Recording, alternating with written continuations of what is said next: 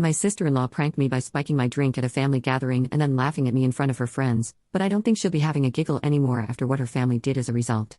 Posted by you/valuablebit 9799.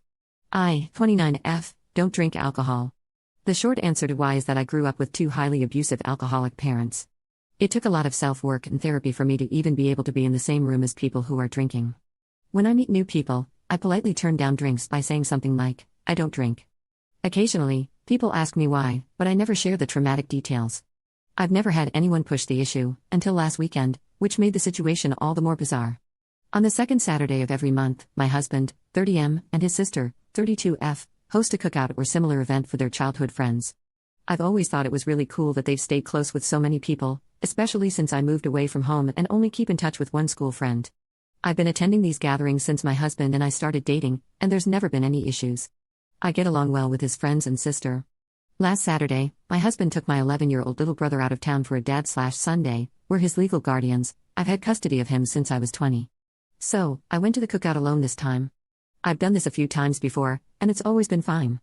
My sister-in-law handed out the usual mimosas, and I asked for just orange juice, as I always do. However, when I took a sip of the drink she gave me, I immediately spit it out because I could taste champagne. I turned to my sister-in-law and said, "Oh, you must have given me your drink by mistake." When I turned, I noticed her and two of her friends laughing. I was confused and asked what was going on. Through giggles, my sister-in-law said, "We thought it would be funny to see how you react to alcohol since we've never seen you drink before. You should have seen your face." I was so shocked that my only response was, "What the hell?" As they continued laughing, I told them I was leaving. I don't even remember the drive home because I was trying to keep myself from having a panic attack. When I got home, I broke down crying. My husband and brother got home shortly after, and I couldn't hide how I was feeling, even if I'd wanted to. My husband immediately asked what was wrong, and I broke down again. I hate that my brother had to see me cry. I try to keep our home as happy and safe as possible. After putting on a movie for my brother, I explained what happened to my husband. He was furious. I've never seen him so angry. He told me to go relax with my brother while he handled everything. I could hear him yelling at his sister on the phone. After almost an hour, he came back to sit with us and told me we wouldn't be seeing her again. The next day, we told my mother and father-in-law. I've always been really close with them, so I wanted to confide in them, though I was nervous because it's their daughter and I didn't want to speak badly about her to them. To my surprise, they were absolutely mortified and apologetic on her behalf. I was so relieved, as my little brother adores them, and it would have been devastating if our relationship with them had suffered because of this. This past week has been strange. I feel deeply betrayed. I hate that my sister-in-law and her friends used me as some sort of entertainment. I know they don't understand the trauma this triggered in me, but I'm confused as to why they thought that was okay. I also feel guilty because I don't want my husband to stop attending the cookouts or to lose time with his friends, and I don't want him and his sister to stop seeing each other because of me. My husband has been amazing and reassured me that it wouldn't be my fault if he and his sister never speak again. Still, it's hard not to feel that way.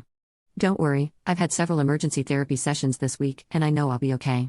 It was just such a bizarre experience. It might seem like a small, inconsequential event, but it's been a crash course in trauma, triggers, PTSD, and more. Typing it out has been so helpful. Thanks for listening to my ramblings. Update 4 days later. Thank you to everyone who left kind comments and messages on my previous post. I'll get right into the update. A lot of you guessed correctly, this isn't the first time my sister-in-law has done something like this. She is definitely what some would consider a mean girl. My husband and his parents have had multiple falling outs with her over the years, but they've been on good terms recently, until she pranked me. So, yes, I can see how my husband's immediate reaction to go no contact might seem like an overreaction, but he's dealt with a lot from her in the past. I don't want to give any specific examples because they're personal to my husband and his family. I hope you understand. Here's what happened after my last post. After talking with my therapist and my husband, I decided to message my sister-in-law. I asked if she wanted to get lunch and talk about what happened. I wanted to explain some of my past to her, my PTSD diagnosis, and why what she did affected me so much. I just wanted this to be over so we could come to an understanding. But she never responded. A couple of my husband's friends who were at the cookout when the prank happened called us to check on me. They said they had no idea my sister-in-law planned that and would never have let it happen. That's probably why she didn't clue them in on the prank. They told me that after I left, they told her it wasn't cool. After a couple of days, I gave up hope of her messaging me back and decided to start moving on. Yesterday, my sister-in-law blew up my husband's phone. She said some pretty awful things. To summarize, it was along the lines of, "It's not my fault your wife is a PC who's scared of champagne." She called me all sorts of names, everything from BTCH to CNT. She said she never liked me and wished my husband had stayed with his high school girlfriend. They broke up when they were 18, by the way, my husband is 30 now, lol. The worst thing she said was that my husband was just doing charity by taking in a couple of orphans. If you don't remember, I have custody of my 11-year-old brother, and we don't have contact with our parents because they're abusive. So, yeah, some pretty awful stuff. I was honestly just shocked. I thought we got along fine. We were never best friends or anything, but I had no idea she held this much animosity towards me. Maybe she's just embarrassed and lashing out because her parents and some of her friends berated her for it? I don't know. My husband sent her just one message back, saying he never wants to see or talk to her again, and then he blocked her and her husband's numbers. He told his parents what happened, and they were furious too. I don't know what they said to her, but they're about as done with her as my husband is. Since I've been in therapy and have support around me, her words didn't bother me much. I know she obviously has her own problems to deal with, and I'm just her latest target. The worst thing she did was bring up my brother. I'll never forgive her for that. He's not an orphan, he has 2 parents who love him.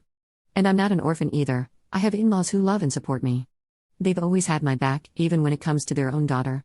If I never see my sister-in-law again, I'd be fine with that. I truly hope that one day she'll come to her senses and understand that the way she treats people isn't right.